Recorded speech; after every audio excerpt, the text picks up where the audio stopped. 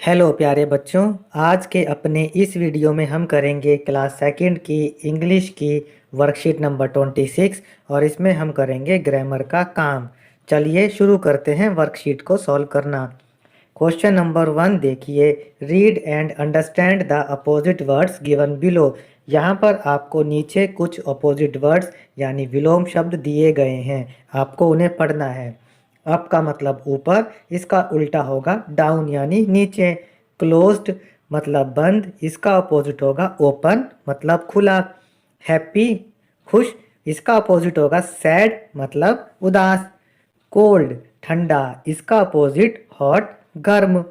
Fast तेज, इसका opposite होगा slow यानी धीरे। बिग बड़ा, इसका अपोजिट होगा स्मॉल मतलब छोटा। अब देखिए क्वेश्चन का first part, underline the opposite word from the given options. यहाँ पर आपको एक वर्ड दिया गया है और उसके आगे आपको 3 वर्ड और दिए गए हैं। आपको इन तीनों वर्ड्स में से पहले वाले वर्ड का अपोजिट वर्ड्स छांटना है और उसके नीचे लाइन लगा देनी है। जैसे बिटर का मतलब होता है कड़वा, इसका अपोजिट होगा स्वीट यानी मीठा, हमने उसके नीचे लाइन लगा दी है। अब देखिए हैवी यानी भारी, इन तीनों शब्दों में से हैवी यानी भारी का अपोजिट होगा लाइट मतलब हल्का, हमने इसके नीचे लाइन लगा दी है। सेकंड देखिए स्ट्रॉन्ग मतलब मजबूत, इसका अपोजिट होगा वीक यानी कमज़ोर। फिर देखिए फाउंड यानी पाना, इसका अपोजिट होगा लॉस्ट खोना। एनिमी दुश्मन, इसका अपोजिट होगा फ्रेंड यानी दोस्त। अपर ऊपर, इसका अपोजिट होगा लोअर मतलब नीचे। रूड रूखा, इसका अपोजिट होगा पोलाइट यानी विनम्र। आगे देखते हैं क्वेश्चन का second part, fill in the blanks with opposite words after seeing the picture carefully. अब आपको यहाँ पर पिक्चर्स में अपोजिट वर्ड्स दे रखे हैं, आपको इन्हें ध्यान से देखना है और फिर आपको इन सेंटेंसेस वाक्यों को पूरा करना है। जैसे पहला देखिए, इसमें दिया गया है Tony is fat, Tony fat है और दूसरा लड़का है गोलू, गोलू क्या है पतला है, तो हम लिखेंगे गोलू इज़ थिन, गोलू पतला है। दूसरा सेंटेंस देखिए, हॉर्स हैज़ लॉन्ग टेल, घोड़े की पूंछ लंबी है। और दूसरा देखिए, pig has short tail, pig की टेल छोटी है, पूंछ छोटी है। यहाँ पर देखिए लॉन्ग और शॉर्ट ये अपोजिट आ गए हैं। थर्ड देखिए, एलिफेंट इज बिग, हाथी बड़ा है और ये चिड़िया छोटी है, तो बड़ा का अपोजिट होता है छोटा, इसी तरीके से बिग का अपोजिट होगा स्मॉल, हम लिखेंगे बर्ड इज स्मॉल, चिड़िया छोटी है। फोर्थ देखिए, water is cold, coffee is hot, coffee गर्म है और पानी ठंडा है। नेक्स्ट क्वेश्चन देखते हैं, सिंगुलर मीन्स ओनली वन, एक वचन का मतलब होता है कोई भी एक चीज़ या एक व्यक्ति, और प्लूरल का मतलब होता है एक से ज़्यादा, वो 2 भी हो सकते हैं, 3 भी हो सकते हैं, 10 भी हो सकते हैं, जो भी एक से ज़्यादा होंगे उनको हम प्लूरल या बहुवचन कहेंगे। अब यहाँ पर आपको कुछ वर्ड्स दिए गए हैं, आपको इनके प्लूरल्स लिखने हैं। बच्चों इन शब्दों के प्लूरल्स लिखने के लिए हम इनमें सिर्फ एस बाद में जोड़ देंगे और वो उनके बहुवचन या प्लूरल्स बन जाएंगे। जैसे क्रेयॉन देखिए एक रंग, इसमें हम लास्ट में एस जोड़ देंगे तो बन जाएगा क्रेयॉन्स, और क्रेयॉन्स का मतलब होता है एक से ज़्यादा रंग। इसी तरह फैन का मतलब होता है पंखा और फैंस का मतलब होता है पंखे। चेयर का मतलब कुर्सी, इसके लास्ट में एस जोड़ देंगे तो बन जाएगा चेयर्स, इसका प्लूरल, और चेयर्स का मतलब होगा कुर्सियाँ। कार एक कार और इसका बहुवचन होगा प्लूरल कार्स, कार्स का मतलब होता है एक से ज़्यादा कारें। बैग का मतलब होता है बस्ता और बैग्स का मतलब होता है बहुत सारे बस्ते। आते हैं इसके सेकंड पार्ट पे। अब कुछ ऐसे वर्ड्स भी होते हैं जिनके लास्ट में ई एस जोड़ देने से उनके प्लूरल्स बन जाते हैं। जैसे देखिए ये है फॉक्स मतलब लोमड़ी, इसके लास्ट में हम ई एस जोड़ देंगे तो बनेगा फॉक्सिस, और फॉक्सिस इसका प्लूरल हो जाएगा मतलब कई सारे लोमड़ियाँ। इसी तरीके से इन वर्ड्स में हम लास्ट में ई एस जोड़ देंगे तो ये प्लूरल्स बन जाएंगे। जैसे वॉच में जोड़ेंगे ES तो बनेगा वॉचिस। वॉच का मतलब होता है घड़ी और वॉचिस का मतलब होता है घड़ियाँ। इसी तरह बुश का मतलब होता है झाड़ी। ES जोड़ देंगे तो बनेगा प्लूरल और उसको हम बोलेंगे बुशिस, मतलब झाड़ियाँ। बॉक्स का मतलब बक्सा, बॉक्सेस का मतलब बक्से। ड्रेस मतलब कपड़ा और ड्रेसेस मतलब कई सारे कपड़े। फिर देखिए अब थर्ड पार्ट में चेंज टू प्लूरल, यहाँ पर कुछ और नए शब्द दिए गए हैं। इनको प्लूरल बनाने के लिए हम क्या करते हैं, इनके लास्ट में F या FE जो आता है हम उसको हटा देते हैं और उसके बदले हम क्या करते हैं V और ES जोड़ देते हैं। जैसे देखिए नाइफ, छुरी, और इसका जो है प्लूरल होगा नाइफ्स। हमने FE को काट के VES जोड़ दिया है और इसका प्लूरल बना दिया। इस नाइफ्स का मतलब होता है छुरियाँ। हाफ का मतलब आधा और हाफ्स का मतलब होता है कई सारे आधे। लाइफ का मतलब होता है ज़िंदगी और लाइफ्स का मतलब होता है ज़िंदगियाँ। वुल्फ मतलब भेड़िया और वुल्फ्स मतलब कई सारे भेड़िए।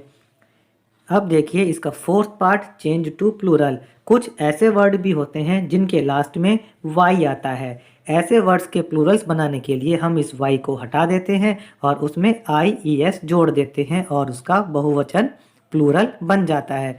जैसे देखिए बेबी, बेबी का बनेगा बेबीज़। हमने यहाँ पे आई हटा दिया है और उसके बदले हमने IES जोड़ दिया है। बेबी का मतलब होता है बच्चा और बेबीज़ का मतलब होता है कई सारे बच्चे। लेडी का होगा लेडीज़, लेडी का मतलब औरत और लेडीज़ का मतलब कई सारी औरतें। ड्यूटी, इसका होगा ड्यूटीज़। ड्यूटी का मतलब होता है कर्तव्य, हमारे काम, और ड्यूटीज़ का मतलब होता है जो हमारे कर्तव्य बहुत ज़्यादा होते हैं। फैमिली का मतलब होता है एक परिवार और इसका प्लूरल बनेगा फैमिलीज़, माने कई सारे परिवार। अब देखिए कुछ इर्रेगुलर प्लूरल्स भी होते हैं, उसमें ना तो S जोड़ते हैं लास्ट में, ना ES जोड़ते हैं, ना VES जोड़ते हैं। उनके प्लूरल्स अलग ही तरह के होते हैं। जैसे चाइल्ड का प्लूरल होगा चिल्ड्रेन। चाइल्ड का मतलब होता है एक बच्चा और चिल्ड्रन का मतलब होता है बहुत सारे बच्चे। फिश का प्लूरल फिश ही होता है, मछली। टूथ होता है एक दांत, इसका प्लूरल होता है टीथ, मतलब बहुत सारे दांत। माउस का मतलब होता है चूहा और इसका प्लूरल होगा माइस, बहुत सारे चूहे। अब कुछ और इर्रेगुलर वर्ड्स हैं, इनके हम कर लेते हैं। फुट माने होता है पैर और इसका होगा फीट, यानी एक से ज़्यादा पैर। मैन का मतलब होता है एक आदमी, इसका प्लूरल होगा मैन, यानी बहुत सारे आदमी। माउस चूहा, माइस बहुत सारे चूहे। गूज बतख, गीस कई सारी बतखें। शीप का शीप ही होगा, शीप का मतलब होता है भेड़। बच्चों यहाँ पर ध्यान देने वाली बात यह है कि कई किताबों और कई वीडियोस में शीप का प्लूरल शीप्स बताया गया है, जो कि बिल्कुल गलत है। शीप का प्लूरल हमेशा शीप ही होगा। और देखिए ये सेंटेंस में यूज़ करने के ऊपर बात होती है कि आप क्या इस्तेमाल कर रहे हैं। अगर एक शीप के लिए सेंटेंस लिखेंगे तो भी शीप ही लिखा जाएगा और कई सारे शीप के लिए इस्तेमाल करेंगे तो भी शीप ही लिखा जाएगा। वुमेन का होगा वीमेन। वुमेन का मतलब एक औरत और वीमेन का मतलब कई सारी औरतें। चाइल्ड का मतलब बच्चा और चिल्ड्रन का मतलब कई सारे बच्चे। डियर का मतलब होता है हिरन। बच्चों डियर का प्लूरल भी डियर ही होता है। आप यहाँ भी ध्यान दें कि कई किताबों में और कई वीडियोस में आपको डियर का प्लूरल डियर्स बताया गया है, जो कि बिल्कुल गलत है। फिर देखते हैं question number 4। We use this and these to point to things that are near. बच्चों दिस और दीज का इस्तेमाल हम उन चीज़ों को बताने के लिए करते हैं जो हमारे पास में होती हैं, और दैट और दोस्त का इस्तेमाल हम उन चीज़ों के लिए करते हैं जो हमसे दूर होती हैं। फ़र्क इतना है कि दिस और दिस उन चीज़ों के लिए इस्तेमाल किया जाता है जो हमारे पास होती हैं। दिस जो है वो एक वचन सिंगुलर में इस्तेमाल होता है किसी एक चीज़ के लिए, और दीज इस्तेमाल होता है प्लूरल बहुत सारी चीज़ों के लिए। इसी तरह दैट दोस्त का इस्तेमाल हम करते हैं जो चीज़ें दूर होती हैं, दैट का उन चीज़ों के लिए जो एक चीज़ है दूर है, और दोस्त का इस्तेमाल उन चीज़ों के लिए किया जाता है जो बहुत सारी होती हैं और वो हमसे दूर हैं। चलिए इसको इससे समझते हैं। जैसे देखिए ये एक पेंसिल है, ये हमारे पास है तो इसके लिए हम इस्तेमाल करेंगे दिस, और ये बहुत सारी पेंसिलें हैं जो हमारे पास में है, इसके लिए हम इस्तेमाल करेंगे दीज। अब देखिए ये पेंसिल थोड़ी दूर है तो इसके लिए हम इस्तेमाल करेंगे दैट, और कई सारी पेंसिलें जब दूर होंगी तो उसके लिए हम इस्तेमाल करेंगे दोज। यहाँ देखिए बच्चों, आपको इन सेंटेंसेस को दिस, दोज, दैट और दिस से पूरा करना है। चलिए करते हैं। देखिए, this is a computer game, यह एक कंप्यूटर गेम है। क्योंकि यह हमारे पास है तो हमने दिस का इस्तेमाल किया। अब देखिए ये लॉरीज यानी ट्रक्स जो हैं दूर हैं तो हम इनके लिए दोज का इस्तेमाल करते हैं। दोज आर लॉरीज, वो लॉरी हैं। दैट इज़ अ कैमरा, वह कैमरा है क्योंकि कैमरा दूर है तो हमने दैट का इस्तेमाल किया है। कैमरा एक है इसीलिए हमने दैट का इस्तेमाल किया।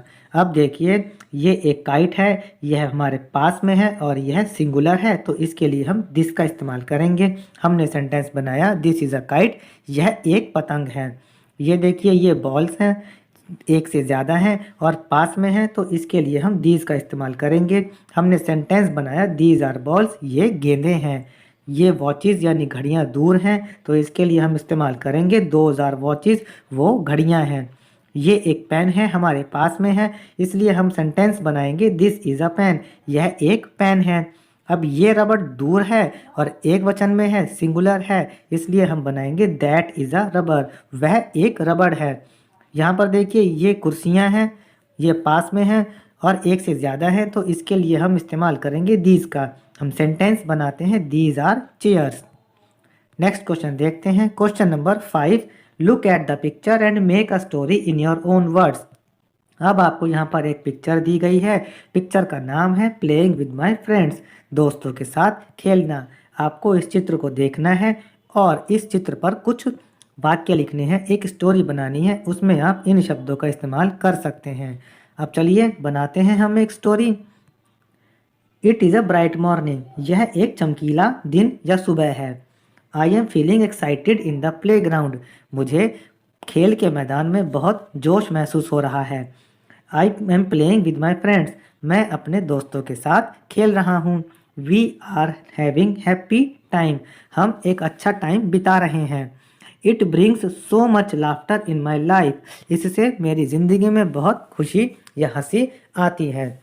बच्चों यहाँ पर हमारी ये इंग्लिश की वर्कशीट खत्म होती है और वर्कशीट के आंसर्स के लिए आप हमारे चैनल पढ़ो इंडिया को सब्सक्राइब ज़रूर करें और वीडियो को ज़्यादा से ज़्यादा शेयर भी करें। Thank you.